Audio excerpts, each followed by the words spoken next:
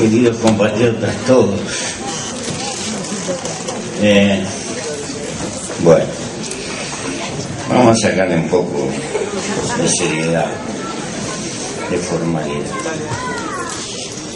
Tengo que agradecerle la generosidad de quienes dirigen esta casa, de las autoridades argentinas, representadas acá por su canciller,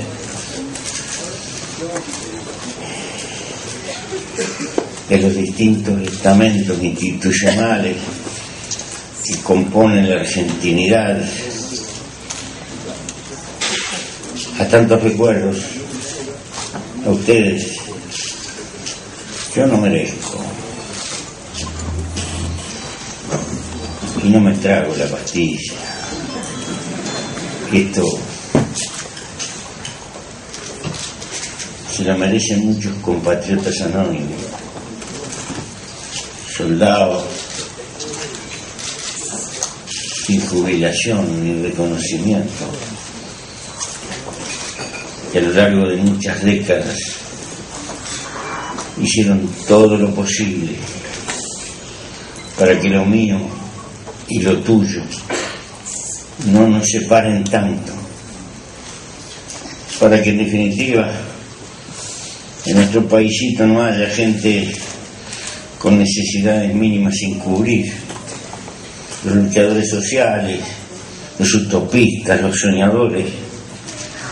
Yo lo veo como un homenaje a ellos. Yo no tuve otro mérito que haber sobrevivido. Y si pasé algunos años, unos cuantos, a la sombra, fue por falta de velocidad, porque me agarraron. No tenía.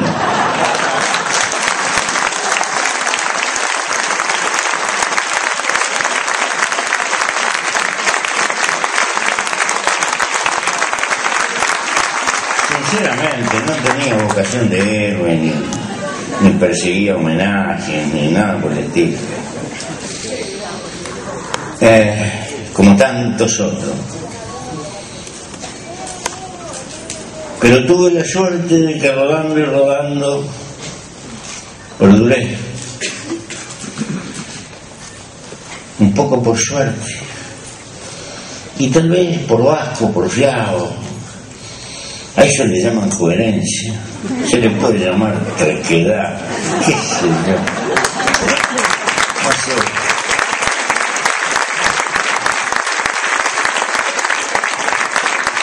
¿Saben una cosa? Tenía razón Tirso, genio y figura hasta la sepultura. Venimos tal vez programados con un programa que se define en los primeros años de la vida. El asunto es si le ponemos causa a la vida o no. He ahí el gran dilema. Si vivís porque naciste y te transformás en una hoja al viento, pagador de tarjetas, consumidor, que cuando quiere acordar estás con reumatismo, panzón y viejo, y se te escapó la vida.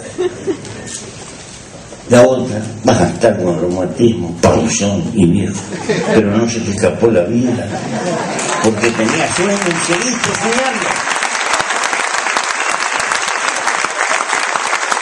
Esa es la diferencia. Me gusta. Ustedes están haciendo un evento que tiene que ver con don José Artigas, el que nunca fue general, o fue general post-mortem, cuando necesitábamos a alguien que nos unificara. Estábamos tan peleados,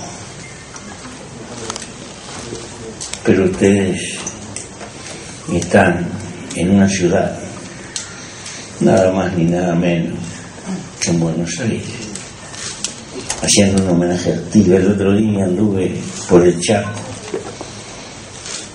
fui a la inauguración de una avenida que se llama Artigas, y hoy una plaza en Campana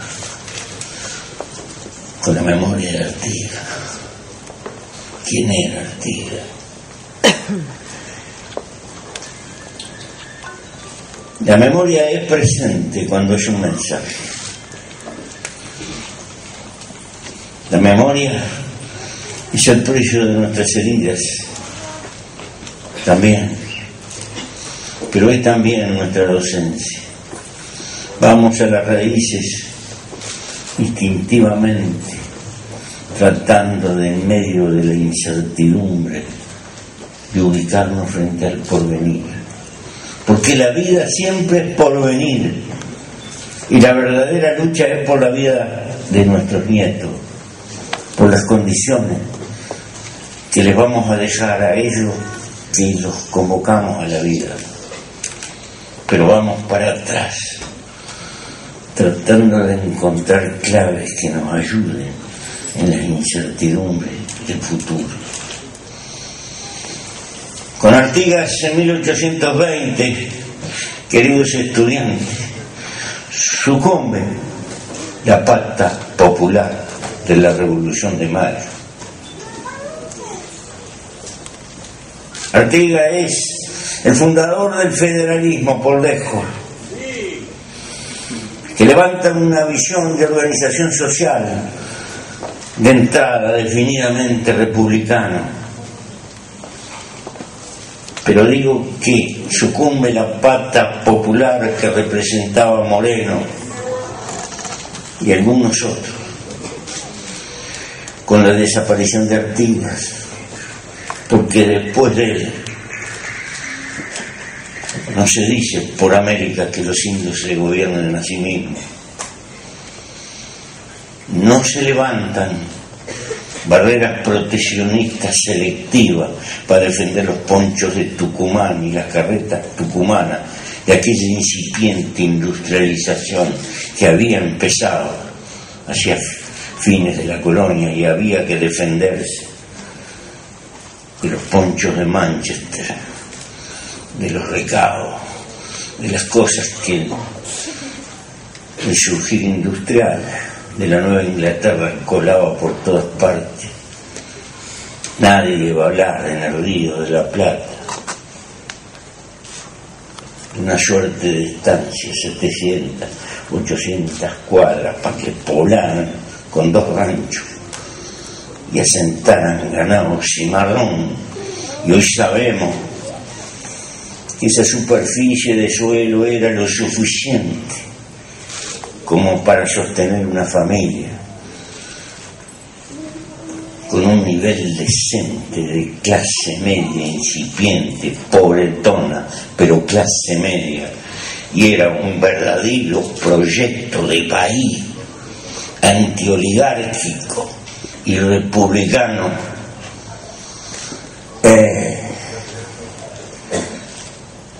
Y fue el otro día que me llevó la Andresina al Chaco a inaugurar, porque los últimos soldados de Artigas fueron los indios avipones de Chaco, que le dieron una mano antes de cruzar para el Paraguay. Y nunca me tragué esa pastilla de que estuvo prisionero y que no se quiso ir, un paisano de a caballo de aquella época, que vivía a cientos de kilómetros de Asunción. Se hubiera ido 400 veces si se hubiera querido ir, pero no se fue. Se refugió en el corazón de América, lleno de amargura. No pidió el exilio que le ofrecieron por ninguna parte. Y tuvo una visión penetrante. Lo quisieron convocar para preparar al ejército, y cuando el fatió, que era para pelear contra Rosa, les dijo no.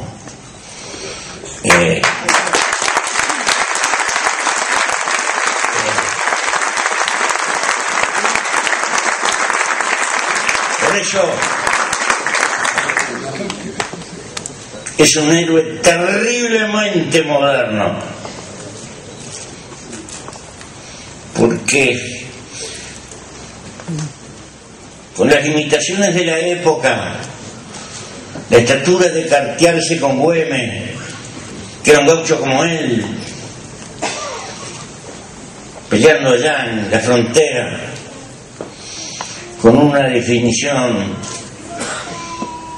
sin cortapisas republicana, cuando comenzaba la restauración en Europa, y a muchos revolucionarios le temblaban las rodillas, porque ese asunto de la monarquía pesaba y pesaba y pesaba fuerte. Y había que luchar por la libertad, pero de vez en cuando tirarle una ficha al cero por las dudas. Y andar con la efigie del rey, la mar en coche. Hay que comprender las necesidades de la gente que está en guerra. Todo eso, todo el drama de esa época, hay que extrapolarlo. Y por ello, también aprender una lección.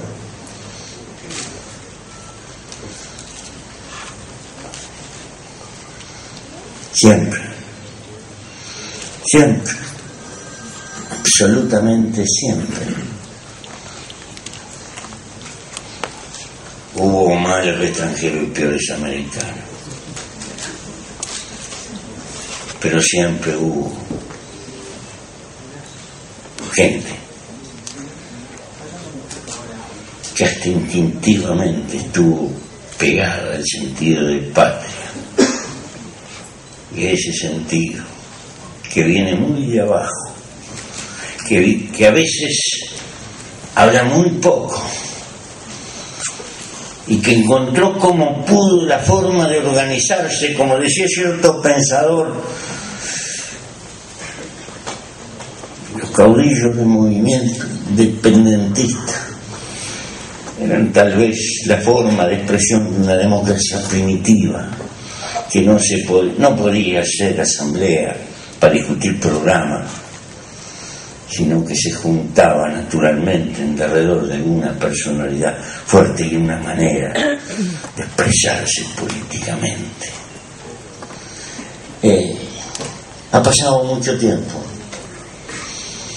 Esto es un homenaje, honoris causa, pero mirate, honoris causa.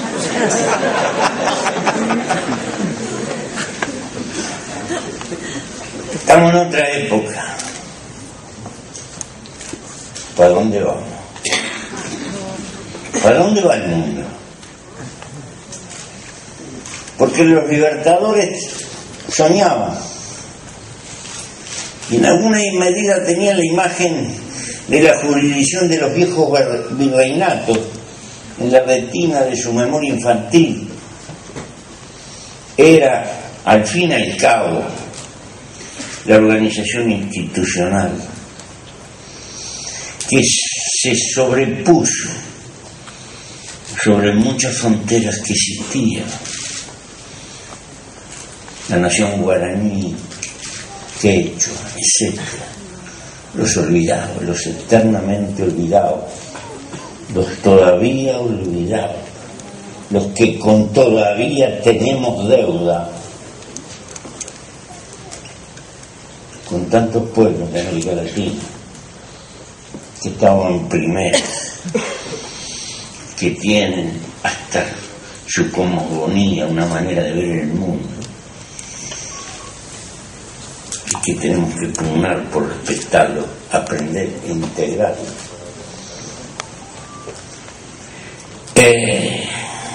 Pero me hago esta pregunta. ¿Por qué, compañero, esta pregunta? Porque juntarnos no es una cuestión de idealismo, no es una cuestión de deseo, no es una cuestión de utopía, es una cuestión de luchar por la vida. mal o bien las naciones están hechas, la jurisdicción que tienen está determinado y de tanto remar las naciones se formaron, están allí. Pero ¿qué son nuestras repúblicas? En un mundo que se globaliza y se estruja, y la globalización no es igual a la igualdad, no es igual a la fraternidad, no es igual a que todos tenemos los mismos derechos. No es el reino de la fraternidad que nuestras utopías pudieron haber soñado en algún momento. Todo ello está para lucharse, querido compañero. La globalización hoy tiene un compás, tiene un mundo central, el más fuerte, que de una forma u otra impone sus reglas y de una forma u otra tironea por sus intereses. La defensa posible de las naciones chicas, de los que venimos tarde, está precisamente en juntar nuestras flaquezas para construir un alero que nos dé presencia disuasiva, peso político y económico en el mundo que nos toca vivir. Si China es hoy, hablando en términos bien reales para que nadie se confunda y se entienda con nítida claridad, si con un ingreso per cápita de $3.000, China hoy es la segunda potencia del mundo, ¿qué no será cuando tenga el ingreso per cápita de la República Argentina? Algo monstruoso que ni siquiera podemos imaginar. Y al decir China tengo que decir la India. Y hay que pensar en Europa. Se están construyendo fenomenales seres multinacionales de formidable estatura, y ellos son los que van a discutir las líneas de fuerza del mundo que va a venir. No estoy hablando en términos bélicos, estoy hablando en términos sociológicos.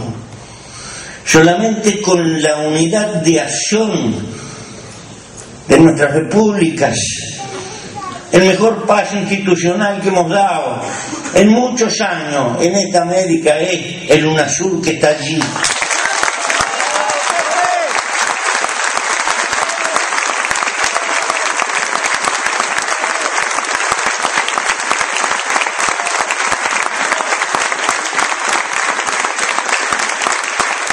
Pero cuidado, compañero, alguna vez fui joven y el amor a una causa cuando se es joven tiende a omnibular las dificultades que se presentan.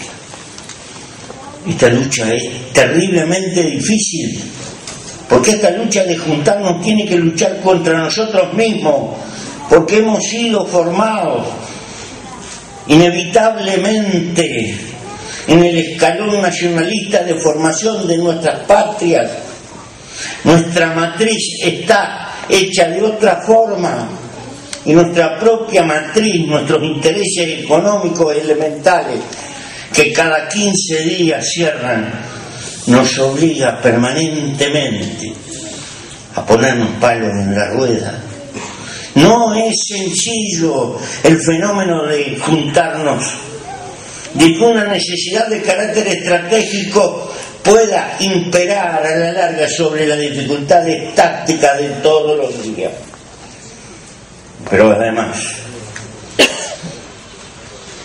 hay quienes históricamente siempre han hecho su agosto dividiéndonos.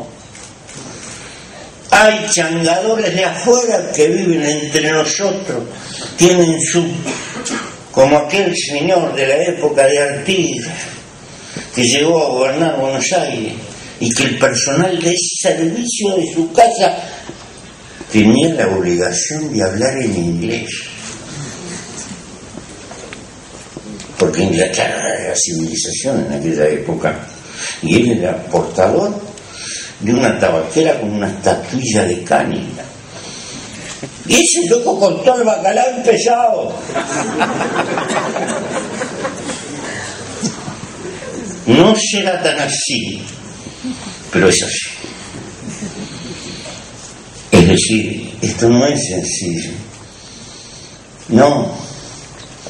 Porque en definitiva, tienden la mesa. ¿Te das cuenta que una cosa es ser honoris causa de la nona? Pero te pueden hacer honoris causa de Harvard, o qué sé yo, y se te suben los berretines a la cabeza.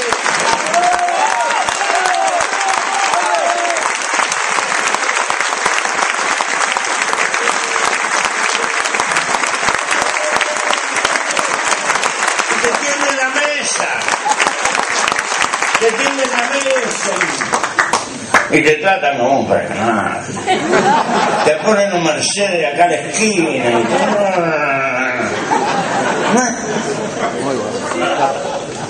y cuando quieres que... No, por eso. Porque hay que ser amable, porque hay que ser abierto, porque necesitamos la colaboración de todos, porque además tenemos desafíos.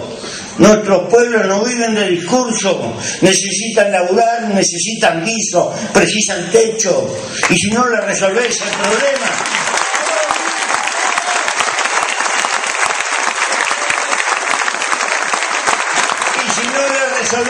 problema,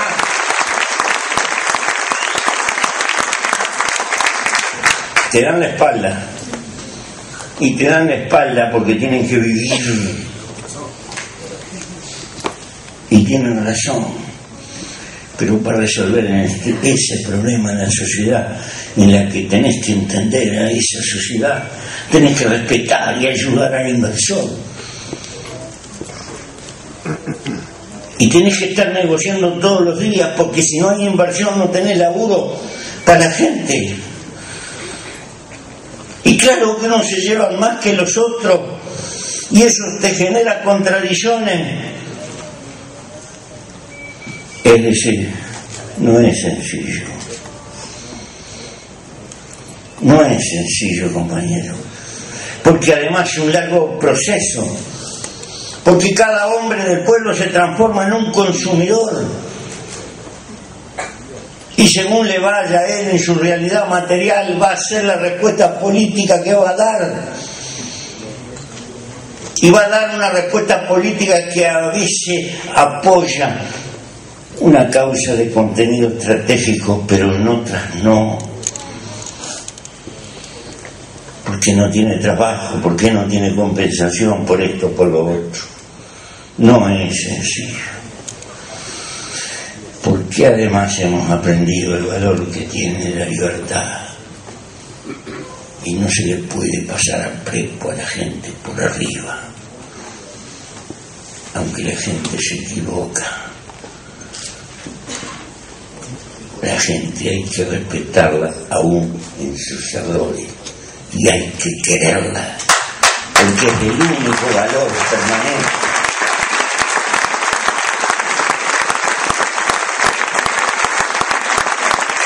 Por eso, muchachos, no es una causa para mientras soy jovencita. No, es una causa de por vida. Es un largo compromiso. Como dice una murga de mi pago, porque en el fondo, si no cambias vos, no cambia nada. Aunque tu gobernante sea Fidel.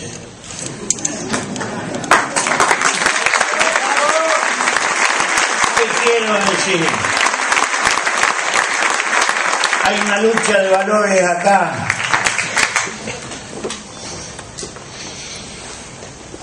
Y soy envejecido, sigo soñando. Pero hay que sembrar mucha universidad y mucho talento. Es imposible construir una sociedad mejor en el marco de la pobreza extrema. No porque el enriquecimiento material de una sociedad te lleve necesariamente a una sociedad mejor, no. Pero hay que salir del fantasma de la miseria, de la inseguridad de no tener techo, de no atender las enfermedades. El hombre necesita un margen de seguridad material para vivir y responder, pero no alcanza. El otro es talento. Recién tendremos las condiciones para un mundo más justo y mejor cuando hayamos corrido por un lado a la pobreza y por otro a la ignorancia. Y acá que el papel de la docencia y el papel de la educación y el hacer de la universidad un recurso para todo, es una condición básica, elemental para seguir soñando en que el hombre puede construir sociedades más justas y mejores deliberadamente. No lo sabíamos hace 50 años, compañeros.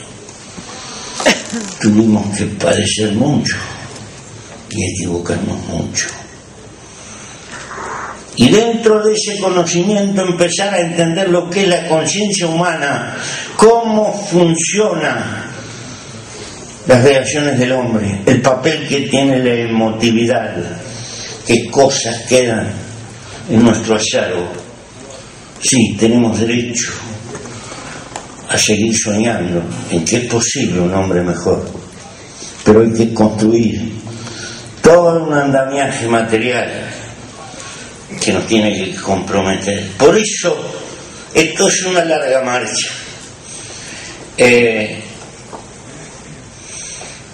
Tengo que hablar y decir lo que pienso.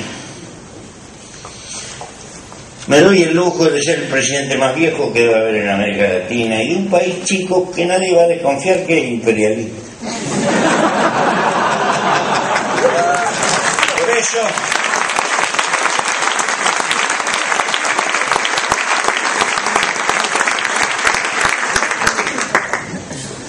Por eso sigo pregonando el papel de la unidad y el papel de crear, que tenemos que hacer intercambio, que mejorar los negocios hasta el juicio final.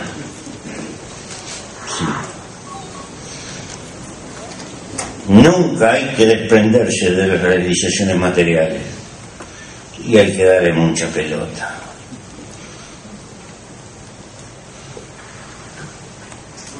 Pero esto no es un negocio, esto es una causa. No hay que desnortear la cabeza. Es una causa ser o no ser. ¿Por qué digo esto? ¿Acaso cuando a Brasil lo rezongan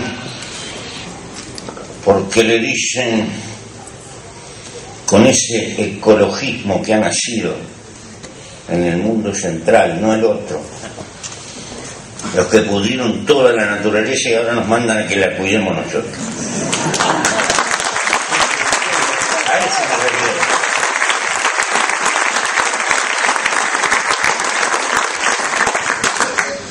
Cuentan que Iberia, en la época de Homero, las ardillas podían viajar por arriba de los árboles desde el Mediterráneo al Atlántico. Anda a ver lo que es Castilla. No quedó un árbol. Y así toda Europa. Pero ahora le dicen a Brasil: la Amazonia es el pulmón de la humanidad. Toda la humanidad se tiene que preocupar por la suerte de la Amazonia. Mirá. Oh, el mar es de la humanidad. Ah, sí, de la humanidad que tiene plata, que tiene unos barcos y mira qué negocio, ¿no? Y entonces vamos a disputar la plataforma continental, donde sabemos que hay recursos que las generaciones, y nos ponen esto por nombrar alguna de las cosas. Pero algunos de afuera del continente ¿Va a reconocer que las Malvinas son argentinas? ¿O se van al mar?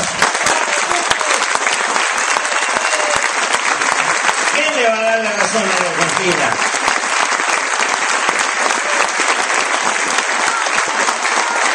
¿Y a Chile? Sus derechos en el sur.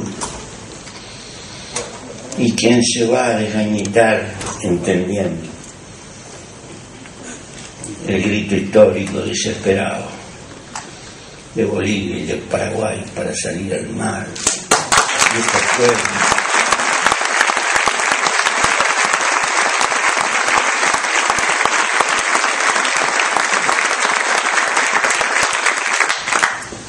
¿y quién va a latir por los venezolanos que la riqueza petrolera es de los venezolanos? ¿Y quién se va a preocupar por la suerte de los pueblos cordilleranos? No, compañeros, tenemos un patrimonio común de causas pendientes, que son un legado, y solo tendremos derecho a levantarlo en la medida que estemos juntos y que nos demos cuenta de ello.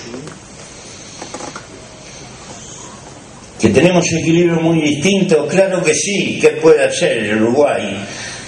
Es un barrio demográficamente de San Pablo, sí, pero está en una esquina importante, pasan todos por esa esquina.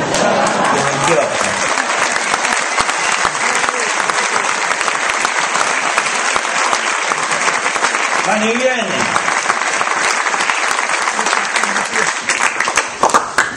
Algunos nos soñaron con un estado tapón. Nosotros hemos decidido ser un estado puente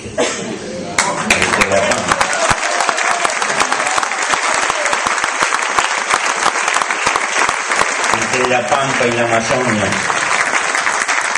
porque gran parte del destino futuro de América se juega en esa relación. Pero al no ser torpe, Brasil es una gigantesca nación emergente, pero llega tarde, muy tarde. Por más colosal que sea, no le da la nafta. Nos necesita y lo necesitamos. Nos necesitamos mutuamente. Lo peor que puede pasar es que seamos torpes y caigamos en chauvinismo, haciéndole juego precisamente a los que sienten los más aterrizados. Es la hora de tener una gran grandeza de visión.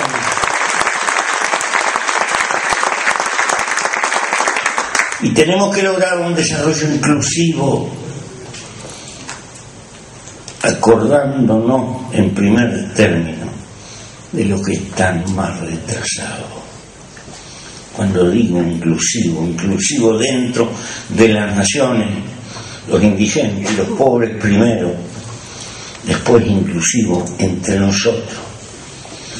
Y no es sencillo, está lleno de dificultades, pero eso es parte de la lucha. Y tenemos que aprender a manejar nuestras dificultades con inteligencia y ser paciente, ser creativo y tratar de construir economía complementaria, no solo empalmar la carretera y la vía, juntar la electricidad, construir un gran sistema eléctrico que nos abrace a todos. Tenemos que pasar por encima de enormes dificultades. No es sencillo, compañeros, porque aquí y allá va a estar la caja del señor empresario que tiene tal negocio y tiene tal otro, y patea por esto y patea por el otro. Y si el puerto de Montevideo trabaja un poco mejor, patean los que están en el puerto de Buenos Aires, y si no patean aquellos allá y se mueven aquí, pim, pam, porque esa es historia. Ustedes se creen que todo eso sigue viviendo porque es parte de la condición humana. Por eso la causa, en primer término, es de carácter político. Hay que tener, esto no lo arregla la economía automáticamente caminando por sí solo. Esto es un proyecto que necesita idea y tiene que sujetar y conducir y empujar a la economía. No puede sustituir los motores de la economía, que son los multiplicadores de la riqueza, pero tiene que darle sentido, tiene que darle orientación, tiene que darle brújula. Es la hora de la política, de la alta política.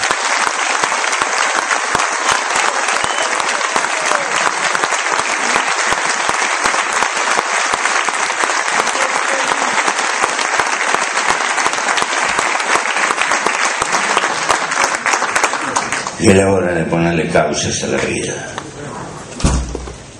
darle el contenido de la existencia. Me felicito que nueva generación abrazan la inquietud política en la República Argentina. El Homo sapiens es un animal político y cuando dice que no le interesa la política es una actitud política.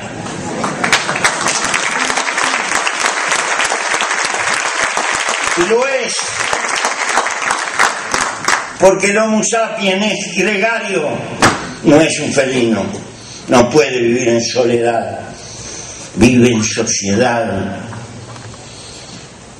Después de la muerte, los pueblos antiguos, y por algo sería, el peor castigo era la timia, la expulsión, el condenarte a la soledad. Aún hoy, para los pueblos quechuas, pobre no es lo que consideramos nosotros que son pobres. Pobre es el que no tiene comunidad, el que no tiene gente en la que recostarse para convivir, aunque más no sea en el dolor, porque vivir es convivir con el resto de los demás. Por eso, queridos compañeros, mi agradecimiento, mi reconocimiento. Pertenezco a una fauna que se extingue, de viejos luchadores, no por crueldad, por cuestiones del almanaque, viene tocando la de Villa Diego, y mala suerte. Es así, inexorable. Pero las causas están allí. Y a la muerte se la derrota con el amor. Y el amor es procrear. A la muerte de los viejos militantes se la enfrentan con las banderas que levantan los nuevos militantes. Y así.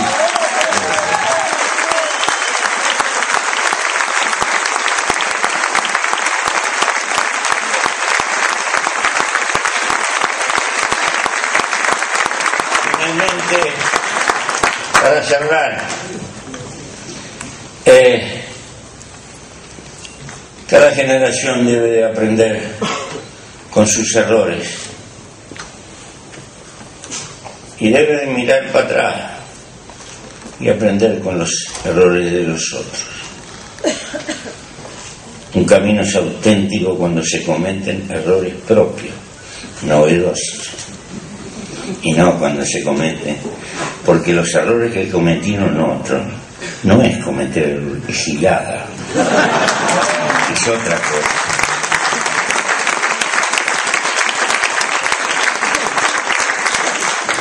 Hace 50 años pensamos que todo era más fácil,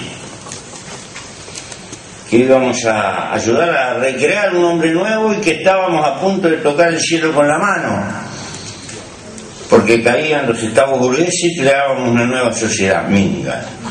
La vieja sociedad la aportábamos nosotros, y a la hora de elaborar te lo voy a decir. Hemos visto cosas tremendas. Hay cosas que han pasado en este mundo que son para decir despertarme. Rusia prestándole plata al Fondo Monetario. ¿Para qué?